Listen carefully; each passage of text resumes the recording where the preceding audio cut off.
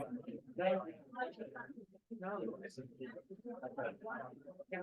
good afternoon, everybody. Good afternoon. My name's Nuffield, and I'm director of HEPI, the Higher Education Policy Institute, which is an Oxford-based think tank, and we're co-hosting today's event with the Nuffield Foundation, who sponsored the work you're going to see presented to you, and also London Economics, who've actually done the work. Unusually, we're starting early, but you all turned up so nicely on time, and it was a 2:30 start. But I think we'll kick off because there's so much to get through. The format for the afternoon is we're going to begin by hearing from Dr. Gavin Conlon, and his colleague Micah, who have done the hard work crunching the numbers about the Scottish funding system for higher education on the teaching and learning side of higher education, and comparing that to the other three parts of the UK. And then there'll be an opportunity to ask Gavin and Micah any questions you've got about their workings. And then we'll move to a panel discussion. And I'll introduce our four panelists just before we go into the panel rather than now. But they will each talk for 5 or 6 minutes. I am going to limit them so they don't speak too long. So there's plenty of opportunity for questions. And I've even brought a little bell. And then because I do want this to be an interactive session, I want an opportunity for you to be able to ask them questions. Intriguingly for me, because HEPI is a UK-wide organisation, and we're doing this type of event in all 4 parts of the UK. And we did it in London last Wednesday, we did it in Belfast last Friday, and we're doing it in Cardiff on Wednesday. And so we've done 2 of the 4 events already. And I was really struck by how different the conversation was in London, where it was all, how do we squeeze more money out of the Westminster government, even though English universities are relatively well funded, I know, compared to Scottish universities, on the one hand. And then the conversation in Belfast, which was the complete opposite, with the new executive in Belfast, the conversation was all around, we're not going to get any more money, how do we better use the money we've got? And so I'm really intrigued to know how the conversation is going to go here today, which one, or whether it'll go down a completely different route. So with no further ado, bang on 1:30, I'm going to hand over to Dr. Gavin Conlon from London Economics. Thank you. Thank you all. Thanks everybody for turning up today. So, as Nick said, this is a piece of work that was funded by the Nuffield Foundation. So there's 4 different policy notes in the cross-country note that we published in February. And you all have bookmarks on your seats. If you actually want to get access to the main reports, just click on the QR code and then you can go straight to the website. As Nick said, we've had 3 other public events. We completed London and Belfast today in Edinburgh, and then on Wednesday in Cardiff. And that's the first 2 stages of the analysis. The fundamental objective of the analysis is to raise awareness of the different fees and funding systems across the UK. They are manifestly different, and I think there's one of the issues is that they're fundamentally misunderstood. What looks good in a lot of systems is actually quite a bad thing in economic terms. What looks bad is actually quite a good thing. Okay, so there's a lot of confusion. So one of the objectives is to raise understanding of how the systems operate, essentially. After we finish these events, we're going to basically get in touch with every major political party across the UK, and we're basically offering free analytical support for those political parties to model a fees and funding system and a student support system that they might think is appropriate to, their voters or the general public ahead of the next election.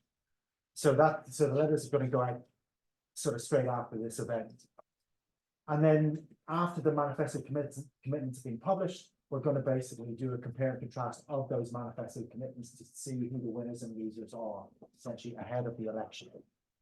One other thing, we're going to present some scenarios here or some different alternatives. These aren't ours. We're apolitical. Okay, we're not suggesting, there should be one fee level or another, one type of student support or another. It's up for the people of the country through their elected representatives to decide what system they want. We're just showing how things work and not to fall into sort of schoolboy errors, essentially. Okay, next slide. So since devolution, there's been a fundamental variation or divergence in the fees and funding systems in the 4 home nations. So England has basically moved away from the provision of any form of grant. So they removed student grants, replaced them with loans. They removed things like the NHS bursary, replaced them with loans. It's a system with high tuition fees and very low teaching grants. Higher education institution income in England is high, it's the highest across the UK. And the cost is mostly borne by students and graduates. We'll come to this later in a lot more detail. In Wales, essentially, there's been a fundamental reorganisation of the system. It used to be very similar to Northern Ireland, but after the Diamond Review in Wales, essentially, the Welsh government got the entire non-means tested tuition fee grant, basically a subsidy, a middle-class subsidy, and they basically put it all into maintenance. They targeted a chunk of resource to promote access, okay? Institutions are funded medium to high, let's say, and essentially there's an even split in terms of the balance of contribution between individuals and the state. In Scotland, okay, very low fees, 1,820 for an undergraduate, full-time undergraduate first degree, totally funded by tuition fee grants, non-means tested. Very high teaching grants, funded by the public purse and the existing student number controls. What we're going to see is higher education institutions are poorly funded relative to other home nations. There's the additional wrinkle in Scotland of a very significant proportion of higher education students undertaking their higher education in HEPI colleges. They are funded even less well, okay, and that's one really important thing to remember. Northern Ireland, the picture of moderation. I think that's the first time to ever say that. And I can sort of say that. I'm allowed to say it. Nobody else can get away with that. But anyway, Northern Ireland, a low fee. Essentially, this is the 2006-7 differential top-up fee, which is just moved with inflation all these years later. There's high teaching grants. There's also student number controls, and they face different issues in terms of exporting students to England because there's student number caps. Okay, so what are the challenges? Well, clearly the biggest challenge is it's a macro challenge. It's just the state of the economy. The economy is abysmal in terms of economic growth. Okay, and because there's abysmal economic growth, there's abysmal taxation receipts, and essentially with Brexit, this is self-inflicted. So there's so many issues. If we had 1 percentage point additional growth per year, we would have a big pot of cash, and we'd be saying, where can we spend it? Okay, so the problem is the lack of economic growth. That is the fundamental issue. Okay, in Scotland, there's low fees, okay, and a low unit resource and student number controls. And essentially, institutions have to rely on alternative income streams, whether it be England or whether it be international students. And in the case of international students, we have a situation where the wider policy environment is pretty horrible, I have to sort of say, and very negative towards international students and accusatory of institutions for having the goal to take additional international students to actually sort of fill generate new income streams and to fill the gaps and to cost subsidize teaching and research of domestic students. And the last one is public understanding and political strength. This is a really tricky one. Okay, there's two issues here. Obviously, we're in a general election year. We're starting from a point in Scotland where there are essentially free fees. The public understanding of the system is very challenging in the sense that, there's immediate reaction to, for instance, real interest rates. People sort of say, well, we can't have real interest rates under any circumstance because we're exploiting students and graduates. And actually, what we're saying is, well, real interest rates are asking those individuals who do the best out of higher education to pay a little bit more. It's a progressive tax. Is that such a bad thing? And we can use that money to subsidize students and give them bigger maintenance grants. That seems a sensible policy. But there's a lack of public understanding. Okay, next. So what we're going to do, we're going to talk about the 23-24 code, the funding system in Scotland in 23-24. And we're going to look at the impact on HEIs, the public purse, and students, graduates. We're going to compare the Scottish system with England, Wales, and Northern Ireland. And when we look at the Scottish system, it's really important that we look at the first year of Scottish students undertaking undergraduate qualifications anywhere in the UK. Okay, it's all full-time, it's all part-time, it's all types of undergraduate qualification. And we also look at Scottish domicile students in FE colleges and HEIs. The only group that we exclude from this analysis, because it's supported by a different funding pot, is essentially paramedics, full-time paramedics, nursing, midwifery students, because they're separate. Okay. What's the impact of the current funding system on Exchequer? So the current system, fees, they do exist. They're 1,820, okay, for a full-time undergraduate first degree, 1,285 for sub-degree, 9,250 in the rest of the UK. Full-time students, the 1,820 or 1,285 is covered by the tuition fee grant. It's non-means tested. The 9,250 fee for the Scottish domicile students in the rest of the UK is supported by fee loans, okay? And the fee loans are Plan 4. Just in case you've forgotten. England, Plan 5. Northern Ireland, Plan 1. Wales, Plan 2 plus. The new Plan 2. It's like bingo. For part-time students, there's means-tested fee grants, but for those undertaking qualifications in Scotland, there's nothing if they cross-border. Means-tested maintenance loans and grants of up to £9,000. This is the young person's bursary, 2,000 grant, 7,000 loan. We've already incorporated the uprating of student loans to 11.4. This is included in the analysis, so we've got that. There is no maintenance support for part-time students. If you're looking at, straight off the bat, you would be thinking that's really quite odd. Okay, repayment threshold. So again, this is guess the threshold. 27,660 in Scotland. 21,000 in Northern Ireland, 25,000 in England, Wales, 27.2, I think it is. Uprated with inflation, no real interest rates. So there's no real interest rates as in England, as in Northern Ireland. There are real interest rates in Wales. Okay, Plan 2 plus. Repayment period, 30 years in Scotland, 40 years in England, 25 in Northern Ireland, 30 at the moment in Wales. It's going to change probably. Okay. So all the systems have diverged.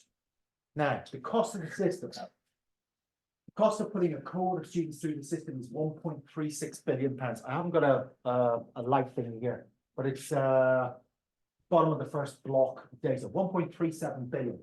So this is essentially about 9,130 per full-time Scottish student at a Scottish HEI. It's less if they're undertaking their higher education in an FE college. 9130. Total cost 1366. And we're going to ask the question, is that a big number? Is that a small number? We'll come to that. Okay. The RAB charge is 20.6%. That means £1 in 5 of the loans are written off. Okay. In England, it's 4%. In Northern Ireland, it's 26%. In Wales, it's minus 4%. Okay, minus 4%. Where does the money go for 1.36 billion? About 884 million goes in teaching grant. That is the biggest slug of cash that goes to in terms of cost. Then it's the tuition fee grant, 247 million. I mean, that is essentially the 3/4 of the pie. Okay, in terms of institutions, they receive about 1.2 billion, and that's equivalent of 7,870 per student at a Scottish higher education institution. Debt and graduation, 32,600, and then repayments are either 33,000 if you're a male graduate, typically 22,000 if you're a female graduate, reflecting different earnings in the labour market. So the question is that a big number? We're going to come back in 2 slides. First of all, we look at the distribution of repayments.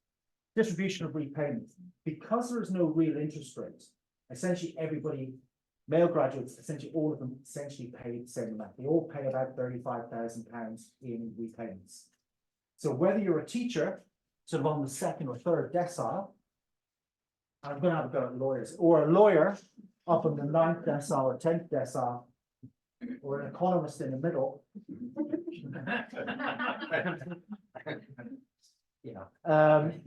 all pay the same, irrespective of earnings post-graduation. So if you actually converse this picture and you looked at the proportion of earnings post-graduation, you would sort of see people, male graduates in the 2nd, 3rd decile, it's 4 or 5% of their post-graduation earnings in the 30 years post-graduation. For the highest earners, it's 1 to 2%. It's quite regressive. Female graduates, similar sort of deal from the 6th decile up. Essentially, repayments are guillotine. Okay, so and this is very different from the old system in England or the current system in Wales, where it's sort of upward sloping.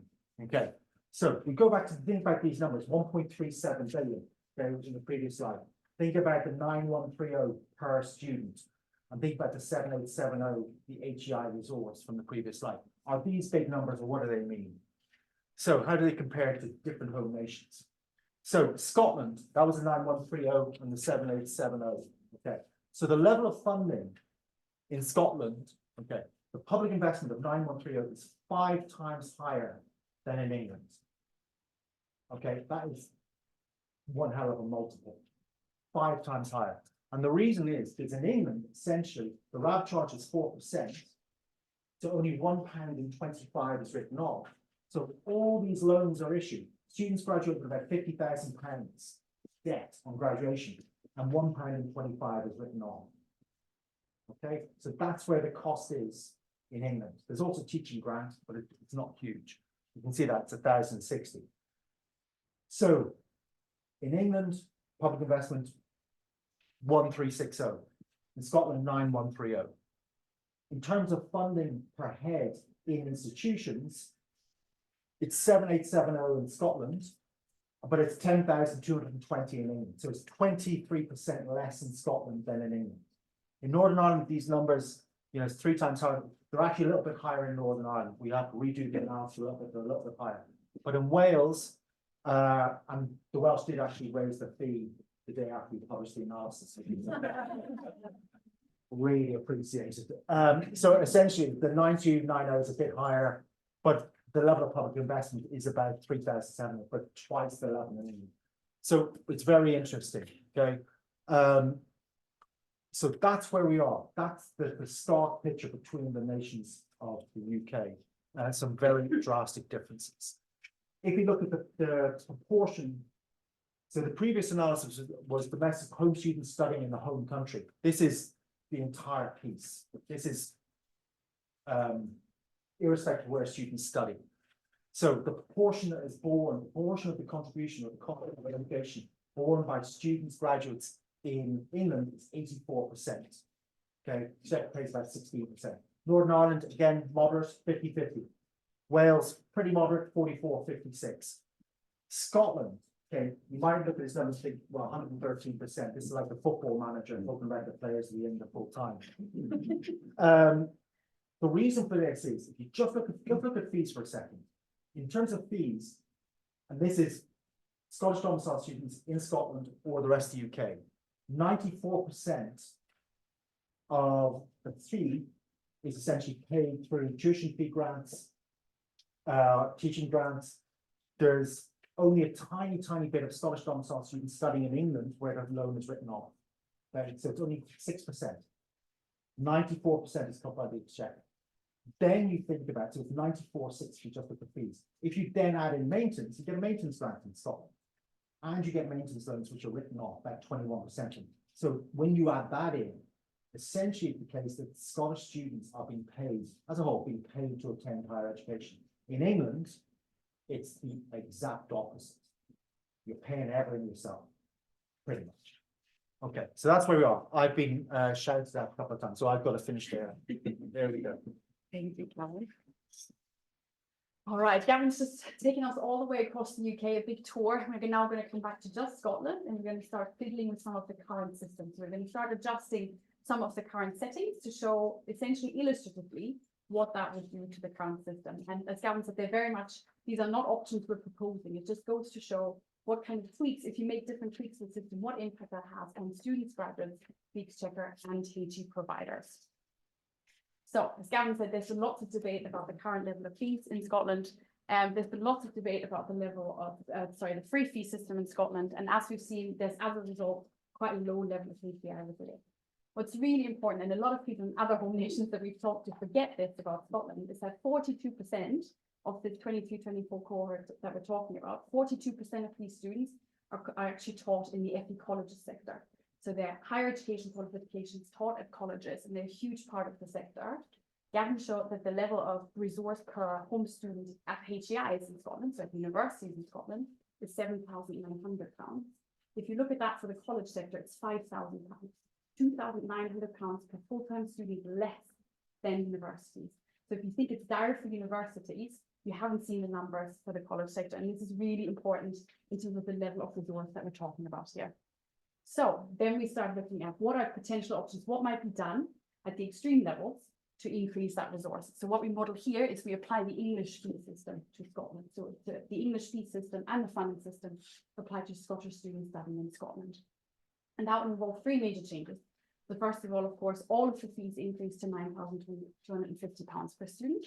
So rather than the 1,820 or the 1,285 currently, that goes up very substantially. So essentially students studying in Scotland will pay the same tuition fee as students studying in the rest of the UK are already paying. So huge increase in fees.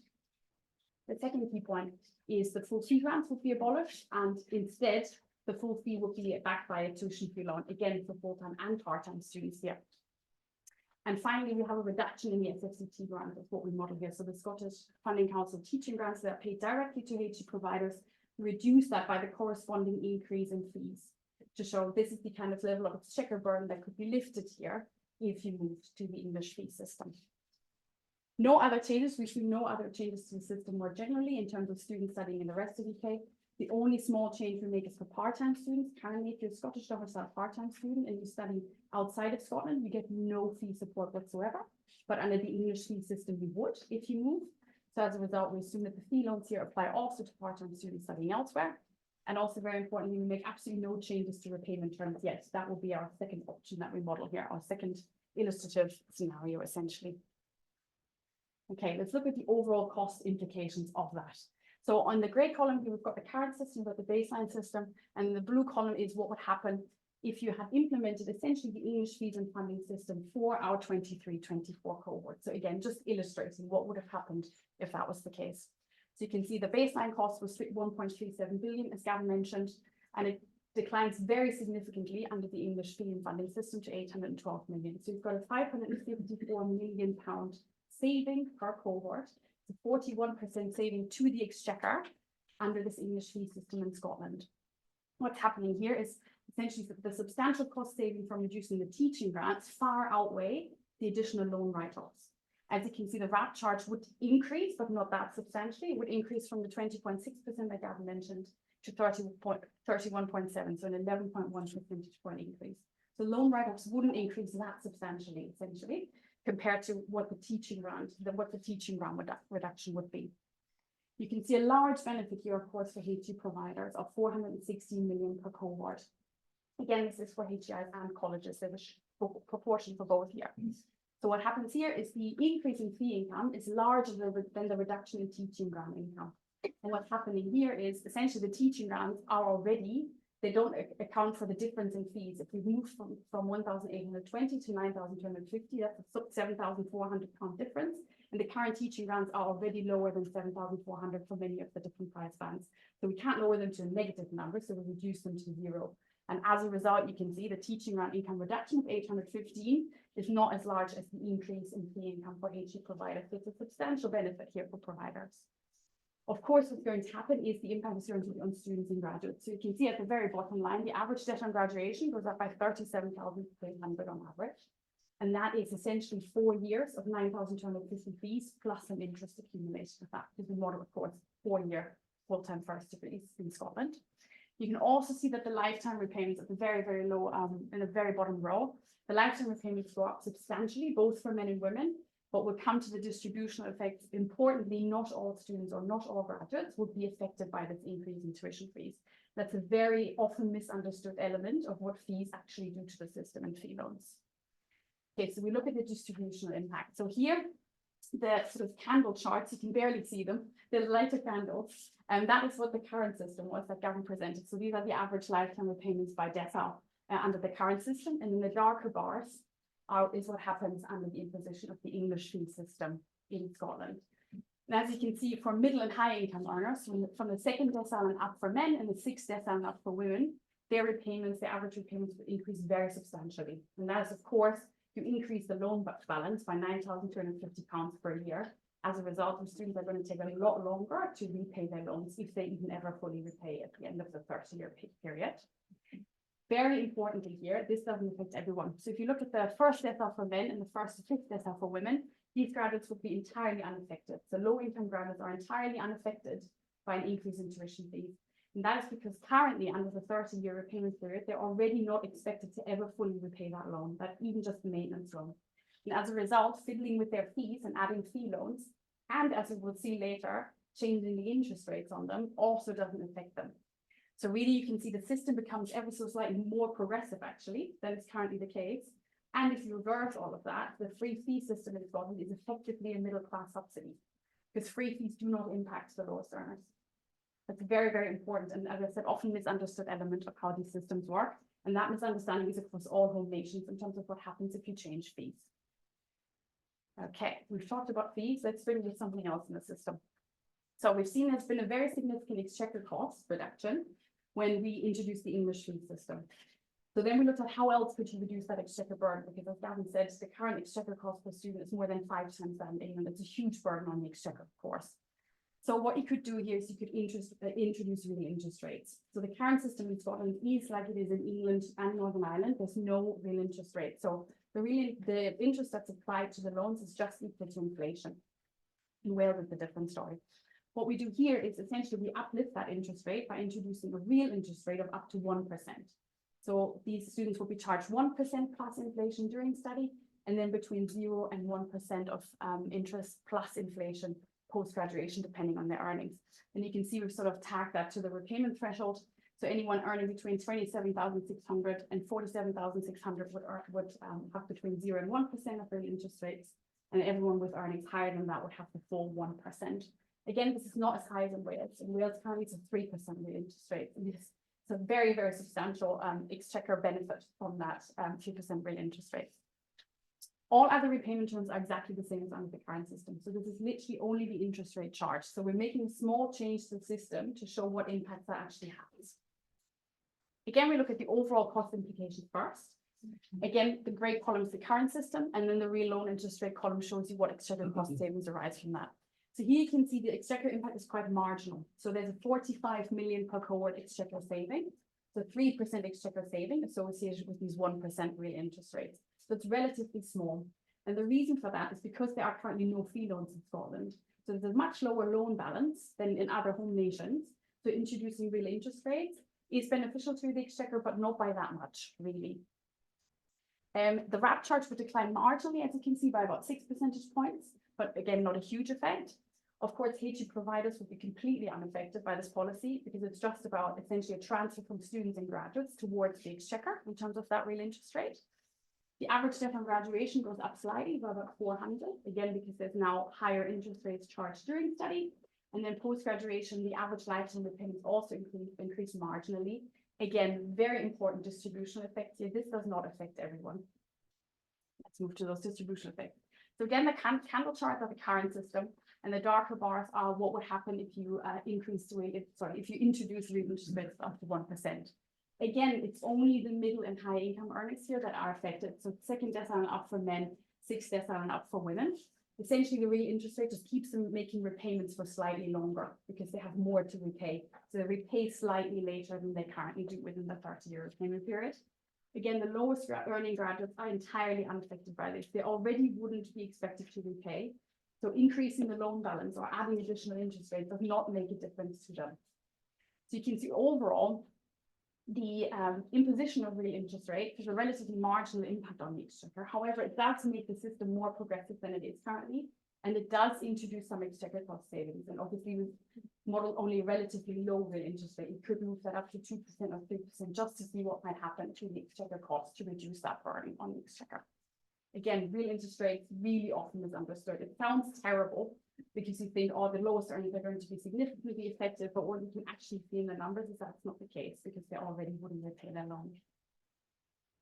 Okay, to conclude, after all of these very jolly news. So as we said before, there's a lot of debate obviously going on about the free fee system in Scotland and the burden that that places on the exchequer. It's especially in terms of the difference in HEI resource. So the level of, there's a very large public cost that's about 5 times the cost in England, but Scottish HEIs receive about 23% less in funding for full-time undergraduate students. That's for HEIs, that's for universities, that's 23% less than in England. If you look at that for colleges, it's 51% less than in England.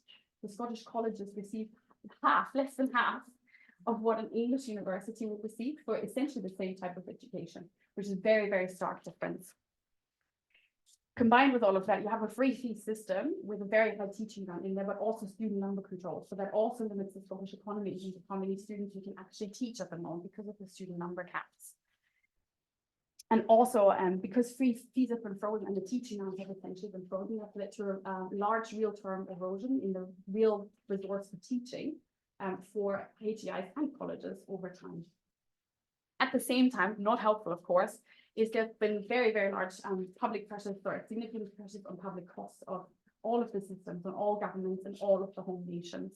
So in Scotland alone, there's been a 3.6% cash terms cut in HEI resources in the Scottish budget just in this year, and it's a cash cut, so 3.6% in 24-25 alone. If you count for inflation, that cut is going to be much, much, much larger considering how high inflation is at the moment. The governments in all home nations, but especially in Scotland, are facing very difficult decisions on how to allocate that sort of ever declining resource, real resource that's available to allocate to different, a wide range of public services across the economy, of course. So ahead of the general election, essentially there are a wide range of policy options that you might consider to make some improvements in the system to potentially reduce the Exchequer burden, to increase HEI resource, also to increase funding for students. Essentially, which slides of the pie do you want to give to whom? It's a wide range of options to consider here. All of these will need to be thought through very, very carefully. As you can see, even the smallest changes can make quite a large difference, and the winners and losers from different changes are not always intuitive. So short-term sticking classes really won't work, because you have to think really quite carefully, how does that affect graduates and students across the income distribution? And on that very cheery note,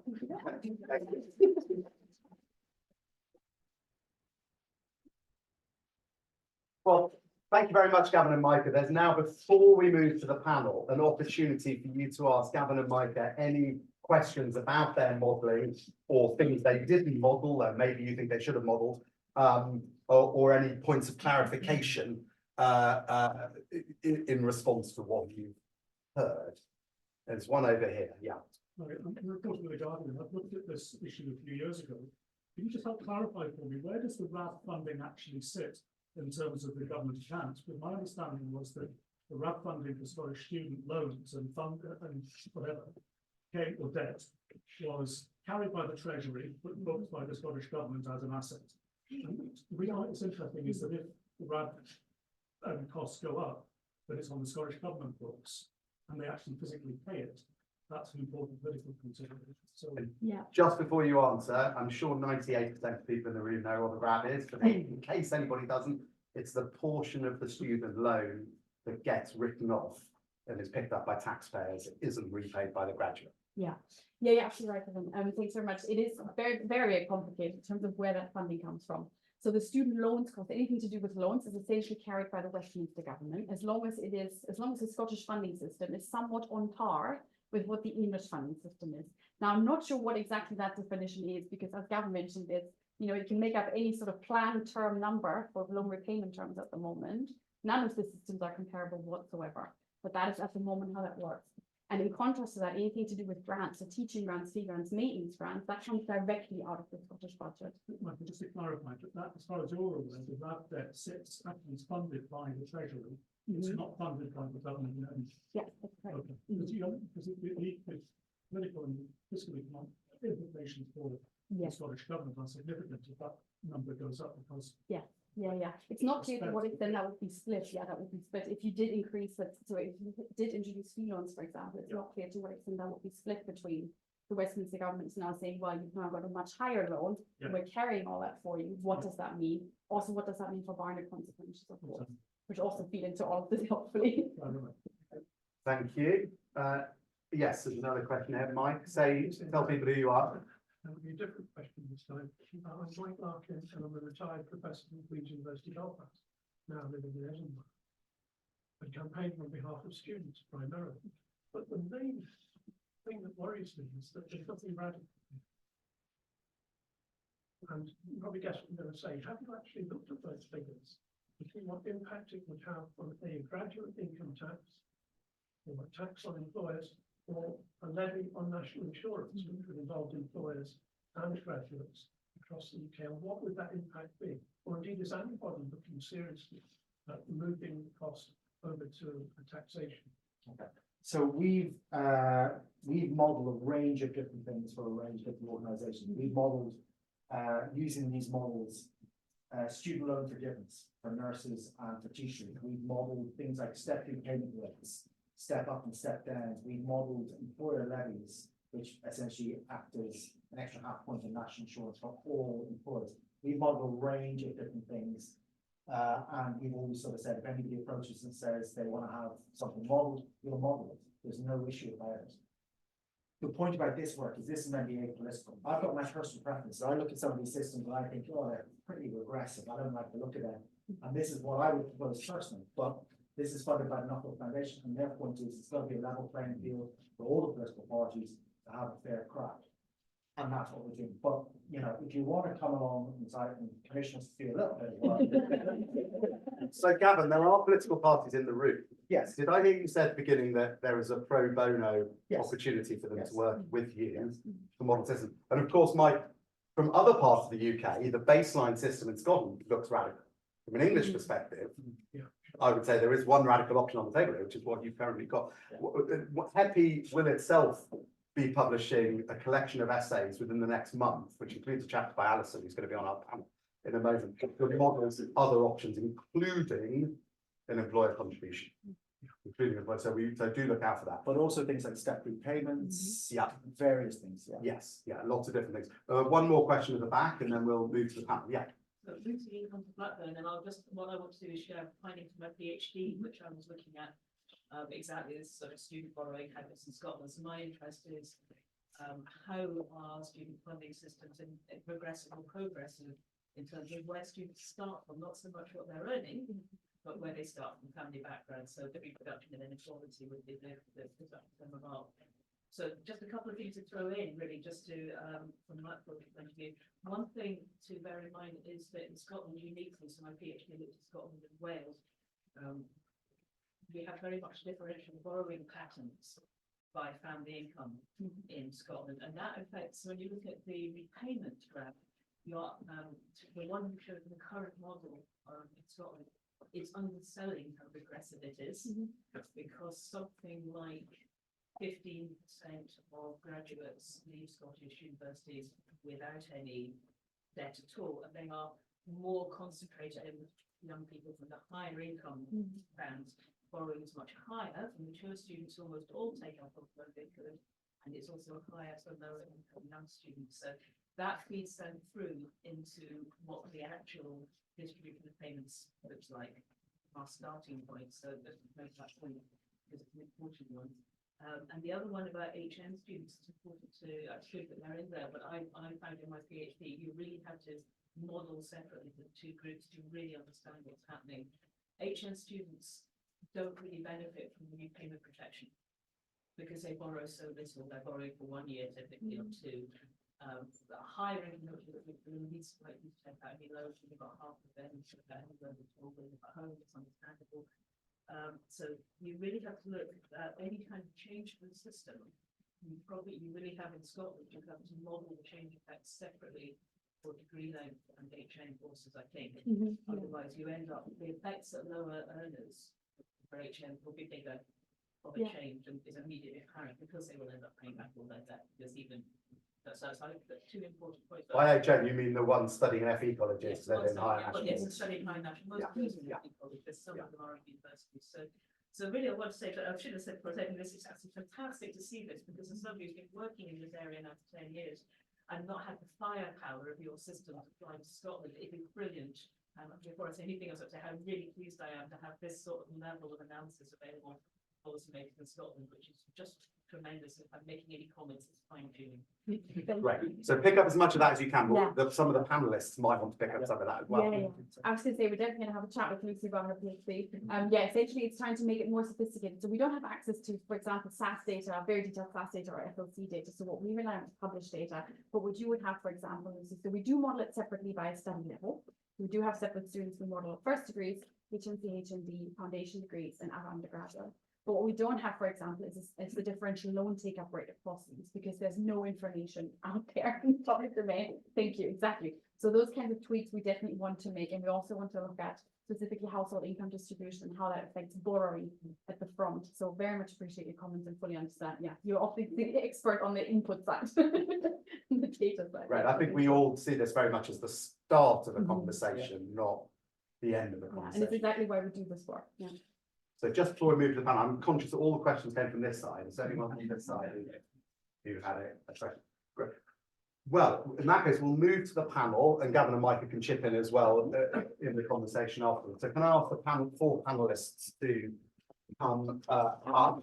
I appreciate that many people in the room will recognise our 4 panelists, but for those of you who don't know, we've got closest to me here, Alison Kane, who's a research director at Reform Scotland, which she joined when it was formed in 2008.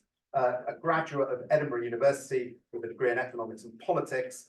Alison's got over 20 years experience working in Scottish politics, including 5 years in the working in the Scottish Parliament. And then next to Alison, we've got Rachel Hewitt, who is, I don't know if, Lauren, sorry, is there any way to turn the screen? Yeah. It's a bit blinding. And if any of our panelists stand up, they might be. Thank you. So sorry, next we're going to hear from Rachel. We won't go in this order actually, but the order they're sitting. Rachel Hewitt, who is head of Million Plus, which is a group of modern universities, including 6, I think, in Scotland. And previously, Rachel was actually a colleague of ours at the Higher Education Policy Institute as our Director of Policy and Advocacy before she went on to even better things. And before that, she worked for HESA, the Higher Education Statistics Agency, which is a UK-wide data collection agency for our sector. Then we've got Sir Paul Grice, who's Vice Convener of University Scotland and Principal of Queen Margaret University. And Paul was previously in the civil service in the Department of Transport and then the Department of Environment. But perhaps, I don't know, you're more well known for this, Paul, or for your current role, I don't know, but you were Clerk and Chief Executive of the Scottish Parliament from its inception in 1999 for 20 years or so. Yeah, for a very good long stint of time, and achieved, he was knighted in the New Year's Honours List in 2016 for services to the Scottish Parliament and other public roles. And then last but not least, going this way, we've got Alistair Sim, who's Director of University Scotland since July 2009 and until 22nd of March. 22nd. So I hope that Alistair feels unchecked. And he joined that from the Scottish Civil Service, and since 2009 he's built up the University Scotland team through 2 Scottish elections, 3 general elections, 2 referenda, several spending reviews, the Student Support Review, and the Scottish Government's project on the learner journey and preparation for Brexit. And you're getting out just before another Westminster election, then another Holyrood election. And then the order, that's the order they're sitting in, but the order we're going to hear them from is Sir Paul, then Alistair, and then Alison, and then fill him up with Rachel. We've asked them to speak just for 5 or 6 minutes each. As I say, I'll ding them my bell if they go on for too long. So there's plenty of opportunity for you to put questions for them afterwards. Sir Paul. Great, Nick. Well, first of all, thanks very much. It's I mean, above all else, I think echoing your point, Nick, this is the beginning of the conversation, and I'm certainly not going to be sitting here today plumping for one or the other. I think the one thing, and this really does date back to my time in Parliament, before I, about 4.5 years ago, joined the sort of academic sector, is it has been characterised for years by this binary fees or no fees. And apart from the fact that that's a misunderstanding, it's more complex than that. It feels, and I do feel for the political parties. I mean, I can say that with some sympathy, having been in the Parliament for so long, is because, they're often pressed for yes/no answers. So, the thing has become binary, and I think it's fantastic if we can find a way to look at in a much more rounded sense. And even listening to those points right at the end there, some of the complexities around how it's funded. So I think that's where I would like to. I say this, I think, in hope and a bit of expectation, and take the heat out of the issue. There is the potential to do something, I think, really important, and it matters because when I was sort of thinking about this, what are the outcomes we want? Who are the stakeholders we want? And I think for me, there are 4 sort of stakeholders want a better place. First is society itself. Universities are social enterprises. They exist for a social purpose. And so at the end of the day, why do we exist? Every university has its own mission, and one of my esteemed colleagues here from UWS. So, you know, we exist in our various ways to try to make society a better place through a more robust economy, through producing graduates and research, which is the benefit of society. You can judge how successful we are, but we set out with a social purpose. In other words, we're not commercial businesses, but we have to operate within that environment. The second stakeholder is obviously the students themselves, and it was really fascinating, some of your data. And of course, you also pointed out the debate focuses very much on home undergraduates. Now, they're massively important to us, but they're only a fraction of the student population. And indeed, those same students will often go on to be postgraduates. So it's often the same people in different guises. So we need to think about their role. And I was really interested in that question about behavior change. That's fascinating. I'd always like to get hold of that PhD report as well. So, because, you know, we need to be careful to assume that nothing would change. Actually, people would behave differently, institutions would behave differently, students would behave differently, society, families might behave differently. And you need to stop at some point, otherwise you just end up going around in circles. But that's really important. And then you need to think, of course, about the universities themselves. And again, it's been really fascinating joining the university and trying to square this circle. The fact is it does cost us more than we get from government to educate students, and my colleagues in the college sector must find that even more acutely. So we are essentially cross-subsidizing that, and then in a sense cross-subsidy is fine. You know, there's nothing fundamentally wrong with that, but you have to ask yourself, what decisions does that lead to? Does it lead to risky behavior? Does it lead us to do things which aren't consistent with our social purpose because we have to? And they're questions, and I think different universities will take different decisions, but we need to ask ourselves as a whole, is that what we want our universities to do? Now, the answer might be yes. We want you to become much more free market orientated, you want to drive that direction, fine. The thing that worries me about it is that, and you add this to the short termism, the annual settlements, and you're very accurate, sadly, the last settlement was yet a further cut, is that universities are long-term businesses. We're having to make 10, 20, 30-year decisions. And it actually sometimes makes us more risk takers in terms of, say, international recruitment, but actually risk averse when it comes to long-term investments. And I think that's, again, something we need to think about. And of course, the final stakeholder not to be at all ignored is government, wherever that government is. And clearly, and I suppose you might add political parties, especially in election years. So you need to work with government and political parties. And what is it that they feel is both consistent with their ideological position and what they feel they can sell to their base, if you like, the people they're appealing to. And we mustn't ignore that, because at the end of the day, in a democracy, these are the individuals who will decide. And ultimately, whatever I think, where we go on the funding of universities is essentially a political question. And it should be a political question, because that's the only way to resolve all these issues. So I'm going to end there. I hope, Nick, that's within my It was perfect. Thank you very much. Perfect. Back, you were 30 seconds under, so I'm going to just put one very quick question to you on that political point. Yeah. Are you looking most towards the next Westminster election or the next Holyrood election in terms of these issues, or is it equal?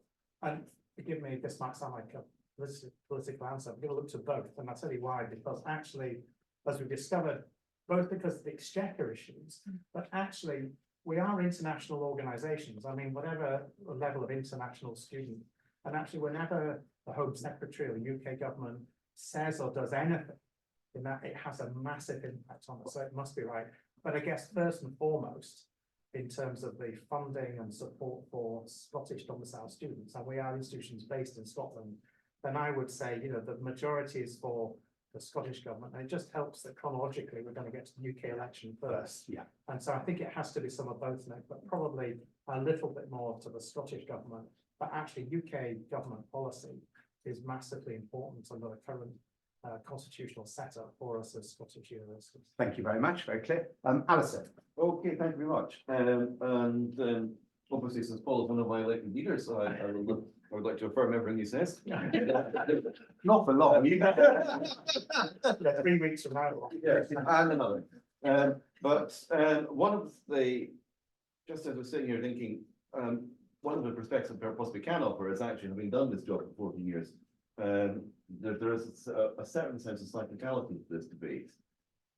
Because when I started this role in 2009, really very much in what was then lead up to the 2011 election, we were actually at a similar period of relative openness of debate. And I think post the 2008 financial crash, the public finances were suddenly in a worse position than any of us had ever recognized before. There was an abrupt cut to public funding of universities, and a really sharp response back from the university sector that this will not do.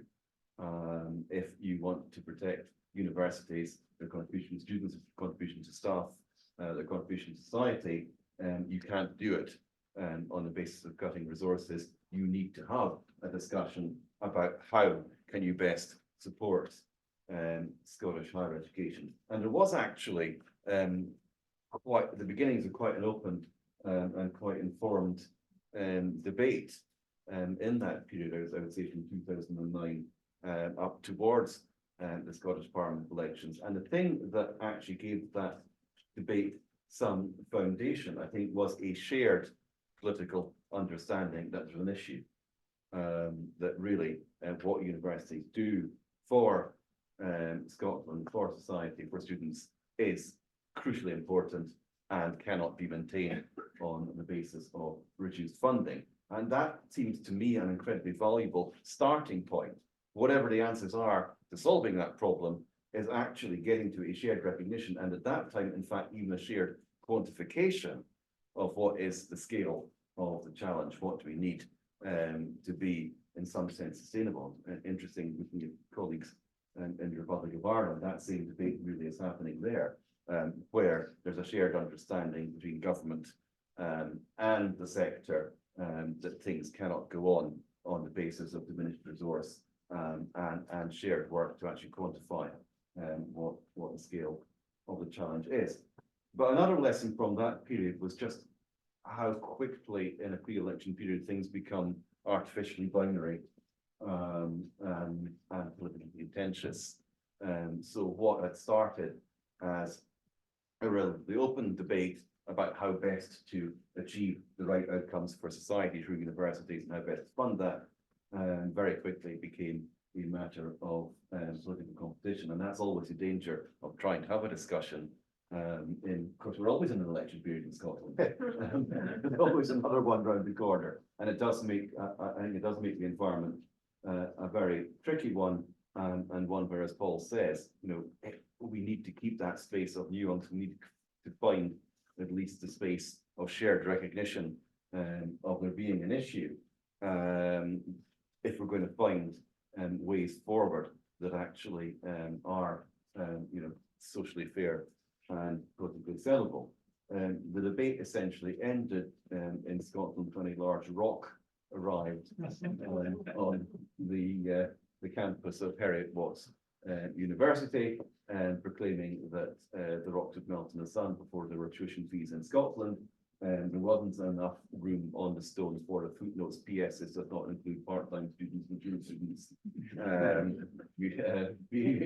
etc., etc., etc. But the simple proposition was put there, and that essentially closed down the debate about means of achieving the end. What did happen, though, for a period, really, I would say it was up from 2010 up to 2014-15, was on the basis of that shared recognition that there's a problem, Scottish government actually stepped in and made the financial commitment to meet the costs of taxpayer-funded undergraduate education for full-time undergraduates. That took some political courage. It was a big commitment, but it was made. You know, it may not have been realised in full, but it was realised in quite some substance over that period. What then happened was, in a sense, a conscious but not publicised, I would say, change in policy towards what Paul has described, which is a policy that relies on international student fees to be the cross subsidy for the underfunding of undergraduate full-time education, and indeed for the underfunding of research and innovation. That's never been expressed as a conscious policy change, but it is now consciously the policy of the Scottish Government, and as Paul says, that's a policy that's got high levels of risk baked into it, because in this world of geopolitical uncertainty, and in a world where UK policy overall is quite hostile to elements of the attraction of talent from overseas, it becomes more and more difficult to achieve the perpetual growth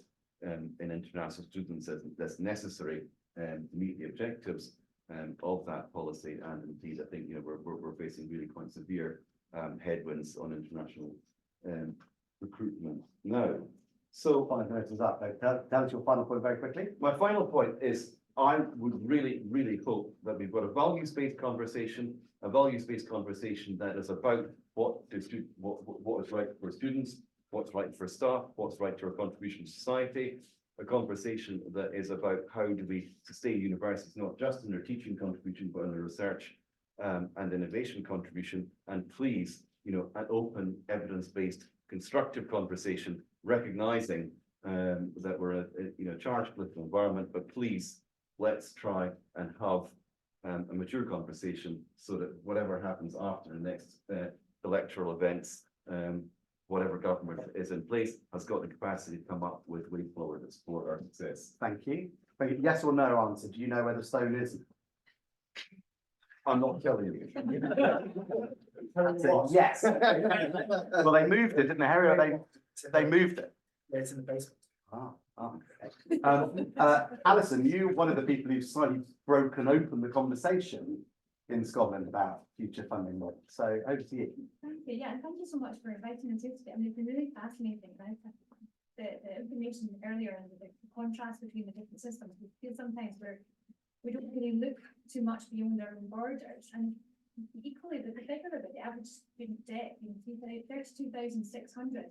We have a narrative that there's free tuition in Scotland, that students are coming out of debt. But as was discussed, there's plenty of students who do leave university without debt. So that is a scary amount of debt when we don't have these, and we're not actually talking about that side of things. And it'd be really interesting if you are able to drill down more in terms of how that is spread across, because that is something that we don't really discuss. We have more of that sort of binary discussion. I think, though, the broader context of the state of public finances is an important part of the conversation, and was picked up at the start. But last week, the Scottish Parliament passed its latest budget. It increased income taxes and it cut services. Whoever wins the next general election and the next college election, money's going to be tight. There are going to have to be difficult decisions. And as much as it would be lovely that we could have more taxpayer-funded services, there will have to be choices made. And I think what Reform Scotland feel is that higher education funding has to be one of those difficult decisions. It has to be something that we look at in more detail. As we've heard, whilst there's no tuition fee in Scotland, there is a cap on the number of students who can go to university. And I think, as touched on, there is a misunderstanding of how that cap moves, and there's a perception that international students and English students are crowding out Scottish students, that they're somehow taking our places, which is not the case. It's simply that the number of places that the Scottish Government will pay for has already been met, but we receive clearing, for example, in Edinburgh is advertising to students from the rest of the UK, but not Scotland. That is driving a narrative that's not helping the debate. We've also got a situation that our higher education institutes are not in good fiscal health. In 2019, the Audit Scotland report said how universities were struggling, that many of the newer ones had been in facing deficits since 2014-15.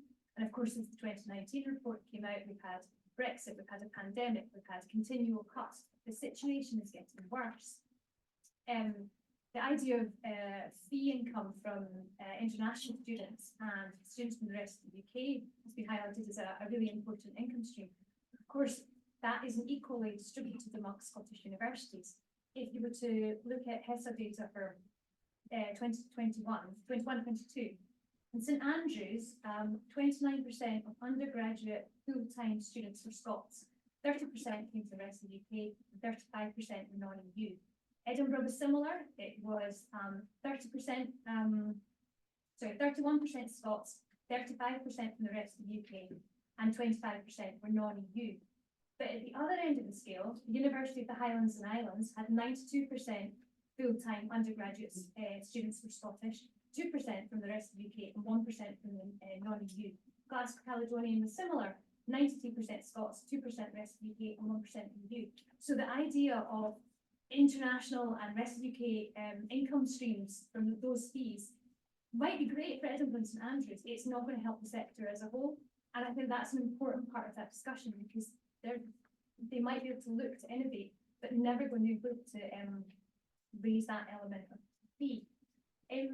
So that's why Reform Scotland has kind of been feeling that we need to look at a bit of an alternative. Now, the examples we saw earlier about tuition fees, politically though, whether you agree with deferred fees or not, I can't see that happening in Scotland anytime soon. The shadow of the Lib Dems and I'm so sorry and everything that happened with Nick Clegg looms large. But there are other options. Reform Scotland has been arguing for some time that we should look to introduce a graduate fee. Something that's payable once graduates graduate and they are paying above the Scottish average salary. In terms of what that fee could be, 25 years ago, the QB report suggested it would be a fee at that level would be £3,000. That was updated today. That's about 5,500. So that could be the starting point of a conversation. But that, even if you introduce graduate, it doesn't mean the end of free tuition, as it were, because you could then look to develop schemes, perhaps targeting skills or skills gaps that we might have, or where it's difficult to attract people to work in certain geographical areas. You could say, right, go and work in an area facing population decline, and we will reduce the amount of graduate fee that you have to pay. We could develop schemes that actually looked at other policies and tried to be a bit more cross-cutting. And looking at broader policy issues, Scotland's facing a demographic crisis with our population anyway. We're the only part of the UK which by 2045 is going to have a shrinking population. We're getting older, we desperately need more working age individuals. According to the Higher Education Statistics Authority, there were 3,370 graduates from the rest of the UK who attended a Scottish institution in 2021. Of those, 990 stayed in Scotland. What would be the benefit to our economy and to our broader public services if we could encourage more of those individuals to stay in Scotland? So we could look at developing schemes that didn't just help encourage Scottish students, Scottish graduates to stay in Scotland, but graduates from elsewhere. We need those individuals. We want to encourage people to stay here. So we feel a graduate fee would be one option. It is only one solution. There may be others, there may be a better one. But I think where we would echo some of the other points here is that the importance of starting that conversation, that actually recognising where we are now is unsustainable. We can't carry on like this. We can't keep putting our heads in the sand. And hopefully this is the beginning. Thank you, Alison. Thank you. Rachel, how does Million Plus sit? Is that the same? Thanks, Nick. Well, yeah, it's tricky to come last after all those contributions, but yeah, thanks to HEPI and thanks to London Economics for inviting me to be part of the conversation. Just to briefly touch on who Million Plus are before getting to the subject of fees. So we're the Association for Modern Universities, and we represent 22 member institutions across the UK, including 6 of the key modern universities in Scotland. So Edinburgh Napier, Glasgow Caledonian, University of Highlands and Islands, University of Western Scotland, Abertay and Queen Margaret. And these modern universities in Scotland educate more than 1 in 4 of students studying across the country. So they're a vital component and part of the higher education landscape in Scotland. And they often offer a broad portfolio blending traditional subjects such as engineering, science and healthcare, but also pioneering new and emerging subjects. And their research capacity and impact is great and growing, with 60% of their research judged world leading or internationally excellent in the last round of the Research Excellence Framework. And in some areas even higher. So for example, the allied health professions, dentistry, nursing and pharmacy, it's almost as high as 70%. So when you consider that huge numbers of modern university graduates enter public sector professions, especially notable across the health professions. This is particularly apt. Every midwife trained at a Scottish university did so at Modern, as well as over 2/3 of nurses. So these institutions and the professions they train are vital to the success of the public services on which every person in Scotland depends. And they also play a crucial role in widening participation and access for disadvantaged learners, making higher education an option for people who it was previously out of reach. 1/3 of Scottish universities are modern, but they account for 55% of undergraduates from the most disadvantaged backgrounds and 67% of mature students.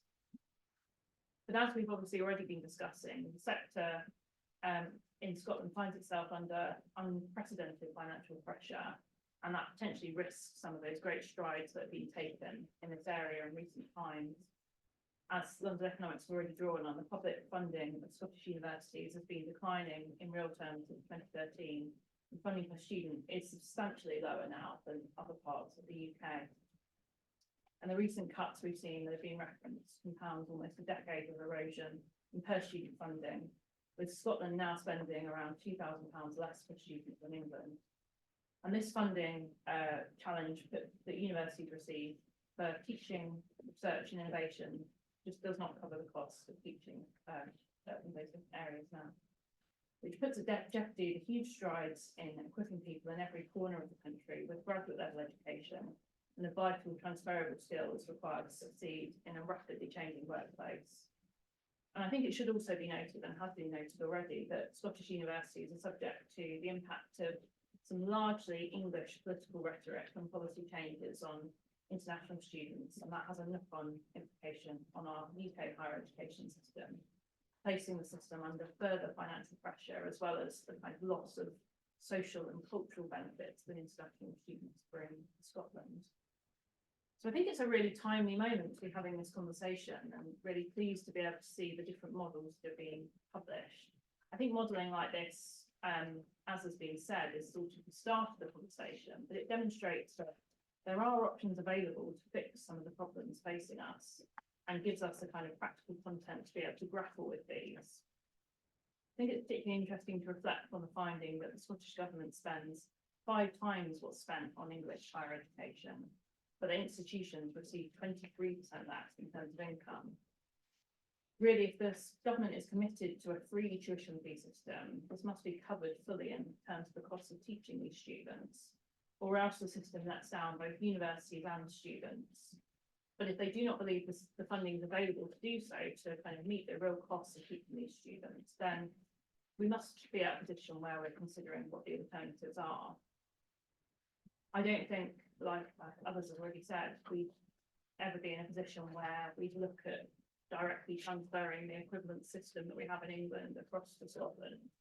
And I'm not even sure that that would be the best approach anyway, given the challenges that are going on within the English system at the moment. But there are alternatives, and as has been stated in some of the models today, could be looking at teaching grants, some form of graduate endowment fund. This was previously in place in the early 2000s, graduate taxes. But I think rather than starting with the end position of what is the model that we're going to go for, which of these are we going to pick, we should think about the principles on which we want our higher education system to operate. I think there are 2 key parts of that for me. Firstly, recognising that the full funding of higher education in Scotland is not just for university benefits or for individual students. Universities, and I see particularly in my work with modern universities in Scotland, are delivering the public sector workforce, supporting local communities, working closely with local employers to meet skills needs, and providing the innovative and applied research that has real world impact. So it's for all those wider needs that we need our university system to be in good strength. And secondly, I think it's got to be a system that's fair to all graduates and continues to open up opportunities for students from all backgrounds. I think the challenge of that is it must have both a feeling of fairness and also be progressive in terms of the actual system. So we can make the kind of economic arguments around the modelling, and those are really important. But we know that there can be implications from those, like we saw in England in terms of the decline in mature learners when fees were introduced. So we need to be able to understand the kind of felt fairness and the potential unintended consequences.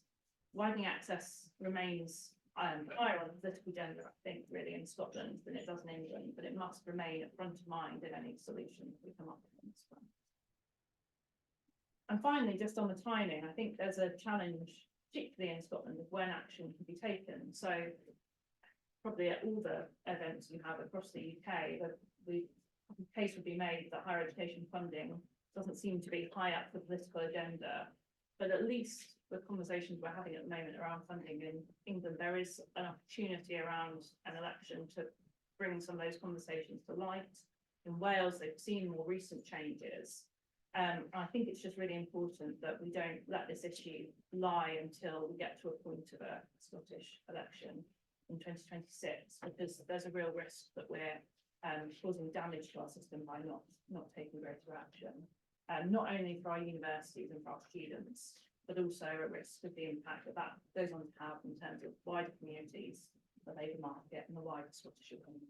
Brilliant, thank you so much, Rachel. That access point is an important reminder, isn't it? Historically, Scotland sent a higher proportion of people to higher education than other parts of the UK from a broader mix of backgrounds. So we've got about, we have a very hard cut-off 4 or even just before 4.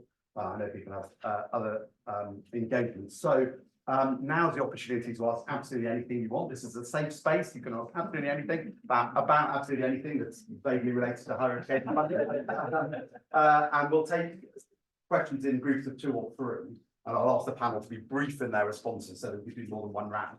And I see a sea of hands over here. I'm not forgetting this side. If there's anybody, but let's go here. So yeah, say who you are and where you're from. I'm Les Nuffield Open University, but because I've got the Guardian sitting in front of me, I speak in a personal capacity. Can I just say, Nick, to HEPI and to London Economics and to the Nuffield Foundation, thank you very much indeed for taking this initiative.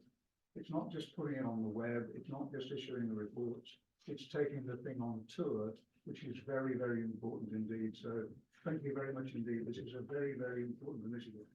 Can I just say though that it isn't just the difference in the amount of money that Scottish universities receive. It isn't just the 23% less. It's the fact that we've got less options and less flexibility. We are much more dangerously financially dependent on international students. And if you see Jim Dickinson's piece in Warranty this morning about the decrease in students from Nigeria and India and Pakistan, I have to say that particularly for post-92s, that is very, very worrying indeed. We are dangerously dependent on international students, not from Southeast Asia, but from Pakistan, Ghana, Nigeria, India, and that's where the big decrease is taking place now. With a bit of luck, the decrease for this year won't go any further down, but it's very worrying indeed, and it'll obviously cause big problems for post-92s. But the other thing I was going to say is this: in the forecast that you've produced, in your scenario 1, which you call the English system this afternoon, you've assumed that the biggest part of the transfer or the biggest change in financial is going to come from students paying fees. And you've made some kind of assumption that it's going to be a switch from Scottish students paying 1,800 to 9,200. Now, I taught at Glasgow Caledonian for 8 years. I teach at the Open University now. But in my 8 years at Glasgow Caledonian, teaching undergraduate and master's students, I didn't come across a single student paying any fees at all. So for the introduction of the English system that you're talking about, if I may say so, that is a hell of a big jump to make from paying nothing to paying £9,000, although I recognise it as being excessive. Just one final point. I have to say, and Alison particularly was acutely picking this up, I can't see quite honestly who is going to have the political clout or the kudos in Scotland to change the system. I can remember when Blair and Blunkett introduced £3,000 in 2005. They got it through with a majority of 5. If we go back to what Alison was saying about Vince Cable introducing £9,000 in 2010, that cost the Lib Dems 90% of their members of parliament. The Scottish political cycle is entirely different, and don't forget, it won't be Starmer and Westminster Labour changing the fees. It'll be the Scottish Parliament and the Scottish Parliament elections will take place in 2026, it'll be an entirely different political cycle. Thank But you. again, I make the point, I can't see who in Scotland is going to have the political clout to make the changes. Thank you.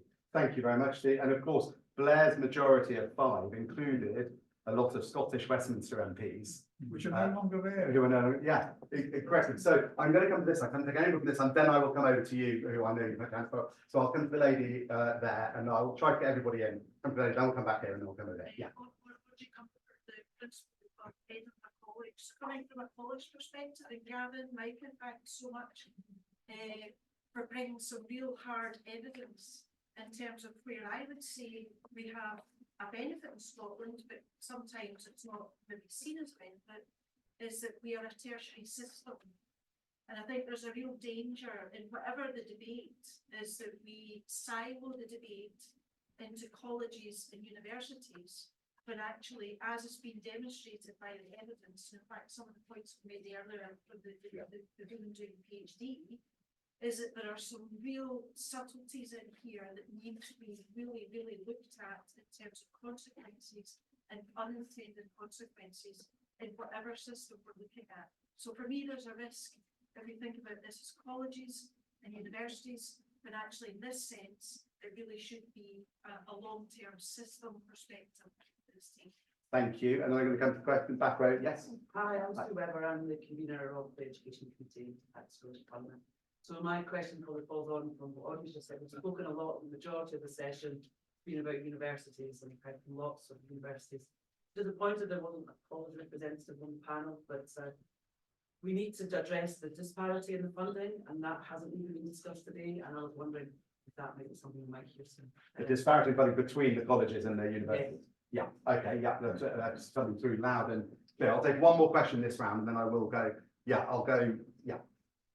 Well, Derek Young from the Institute of Physics, but I should also clarify with the first speaker, this isn't the organisation's views that I'm representing. So he actually made a number of points I was going to make, so I'm now quickly on the fly changing it to a couple of other different ones. One is there are certain subjects like physics which are much more dependent on international students, or more vulnerable, I should say, because the subject that you could actually study it and get a relatively equivalent quality of education, or the curriculum is similar in different institutions worldwide.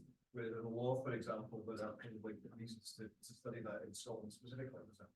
So that means that you are more dependent for other reasons and other pressures if that income stream falls down. But the other point I wonder, there's obviously in the tables which were fascinating and really helpful about the Exchequer contribution towards fees. There's obviously a big gap between 16%, which is the English system, and 113, which is the Scottish one.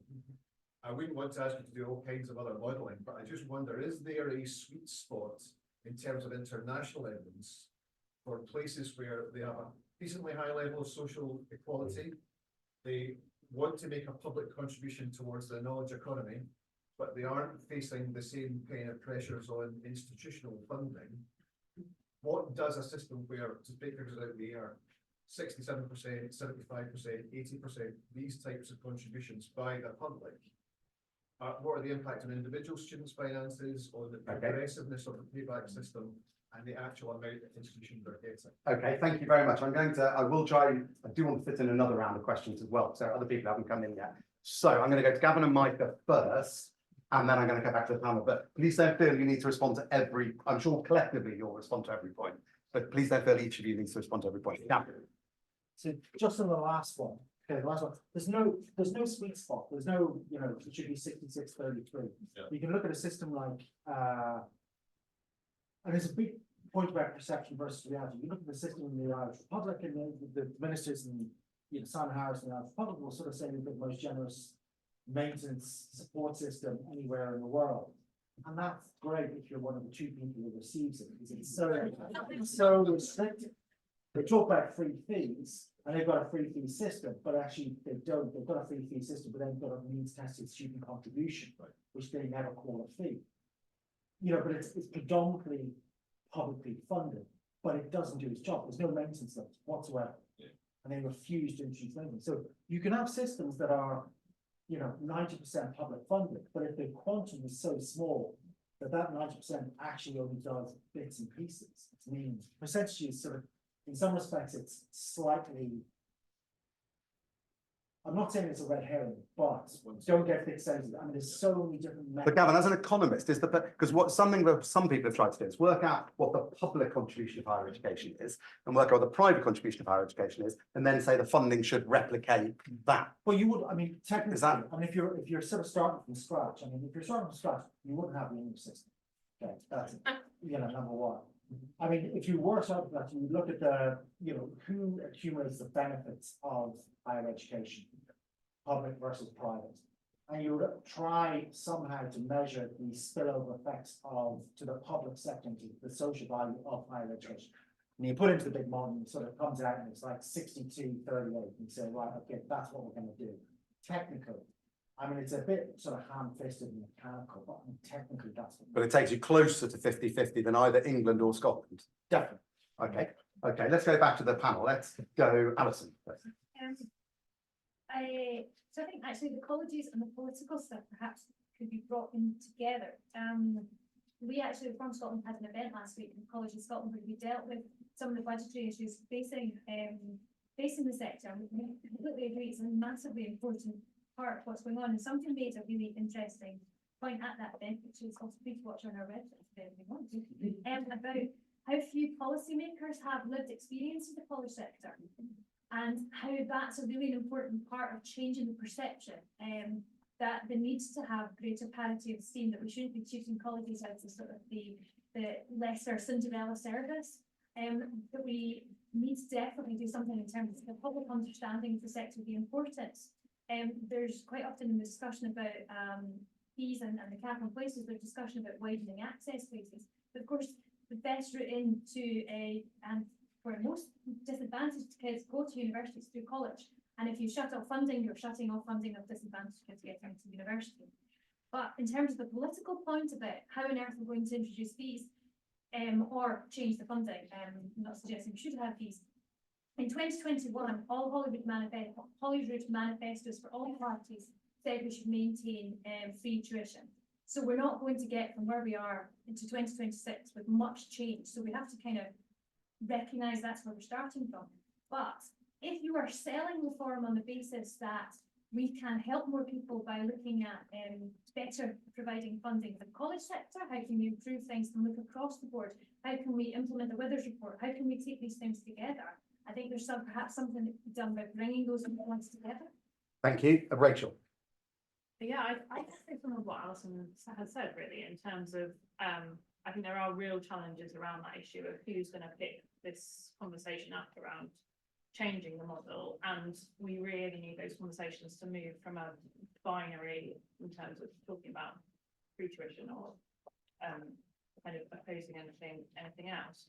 But I think we also as a sector have to do more to help it be understood that we're not making arguments just on behalf of kind of ourselves, but these institutions are helping to address some of the big issues for the country, for Scotland and for the wider UK. You know, how are we going to ensure that we have our kind of fully staffed health workforce and other things like that? But they're so important. It's not just an argument around the ways in which we move pockets of money around the HE system. It's about the kind of wider good, and I think we need to keep making those arguments and reiterating that. And I think the point about colleges is an absolutely fair one. I see lots of work between the universities that we represent in the college system, and I think we have to really be pulling together on that front and supporting the conversation. Thank you, Rachel. Pause there because I'll give you another go before the end. So Paul.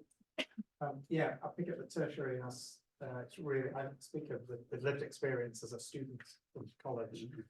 So I'm passionate about it, and obviously Audrey is one of my closest colleagues. And we saw actually in terms of our own numbers that went down recently, it was actually because of college, there wasn't the flow through from colleges that are absolutely critical in terms of fairness, but there are actually lots of structural issues that wouldn't cost anything to fix. So I think that reminds me of a wider point when we're looking at the finances. We've also got to look at the whole framework around it. So I've made that point.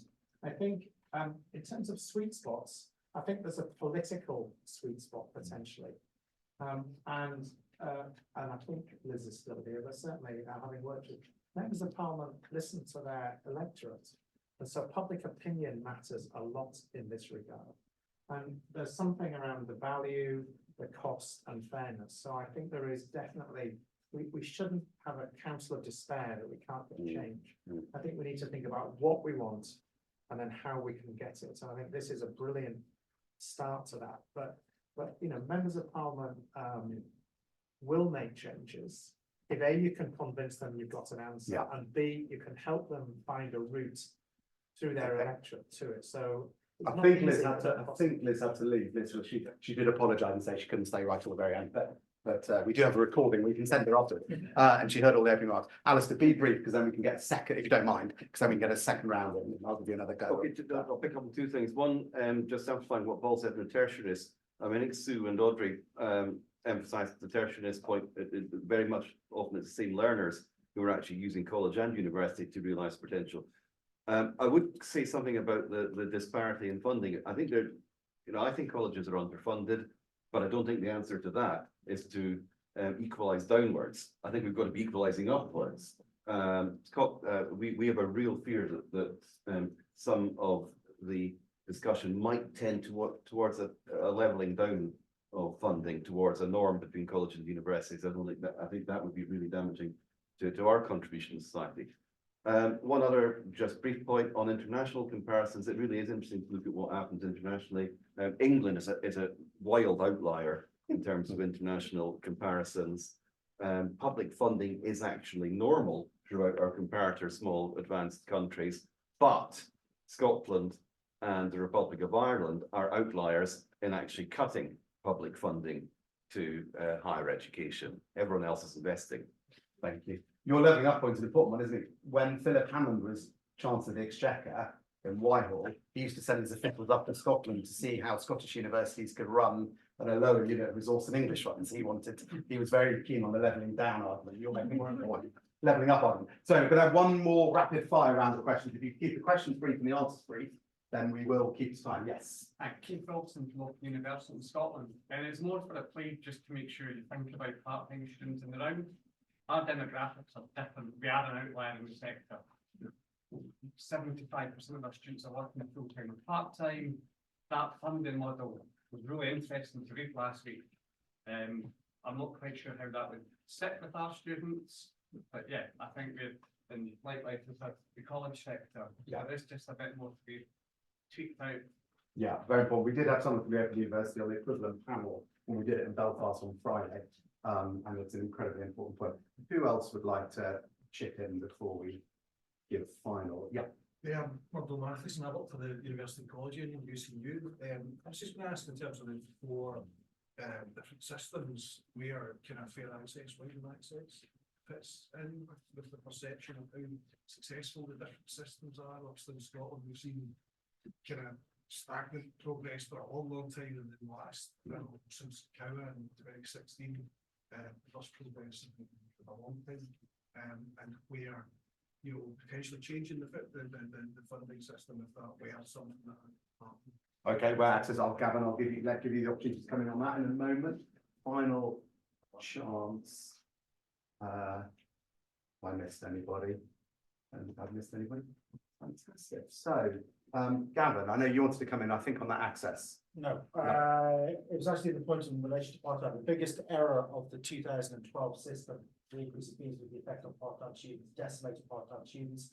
It made it impossible for employers to fund or support students. So I think it was the biggest error in the 2000. It's predictable, and I think whatever is decided, it's really, really important to make sure part-time students are acknowledged. And this moves on to the whole format of part-time education, credentials, and everything else.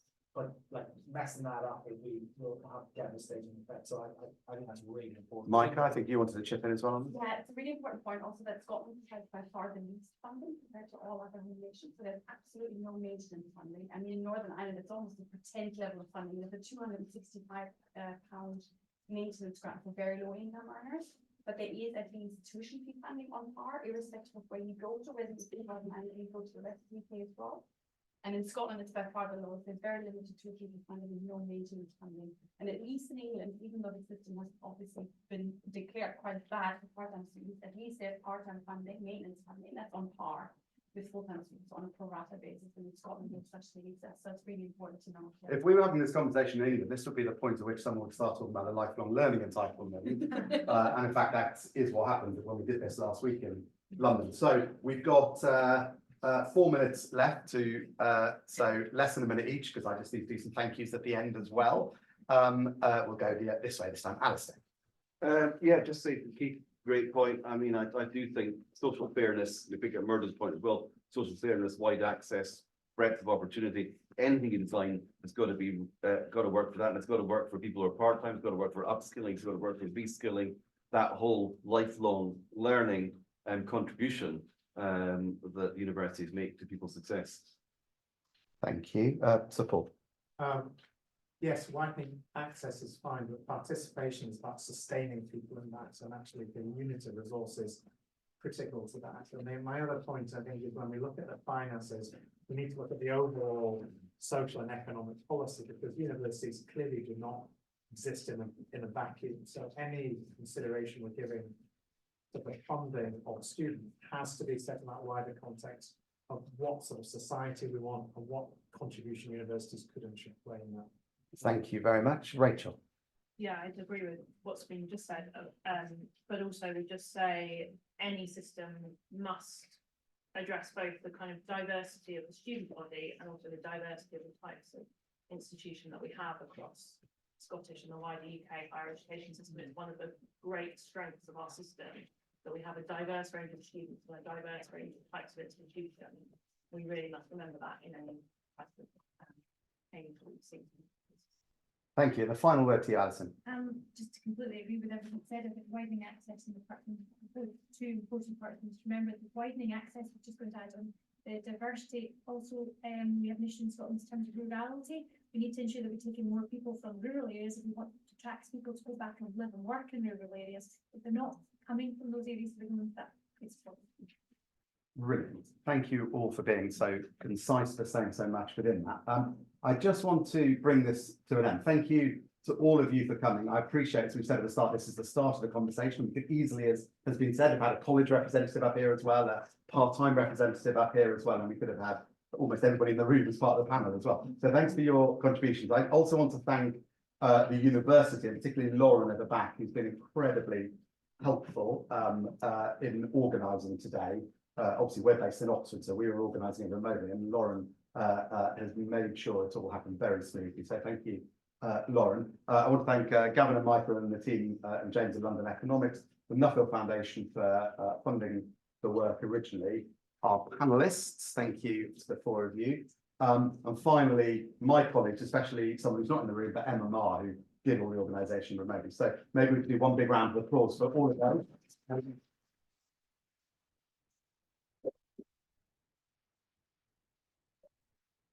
If you happen to be in Cardiff on Wednesday, sign up to our daily blog if you're not already signed up and you want to know more about what we do. Thank you very much.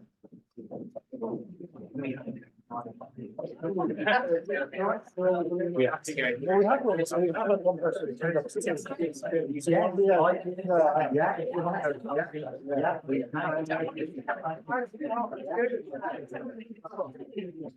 interesting.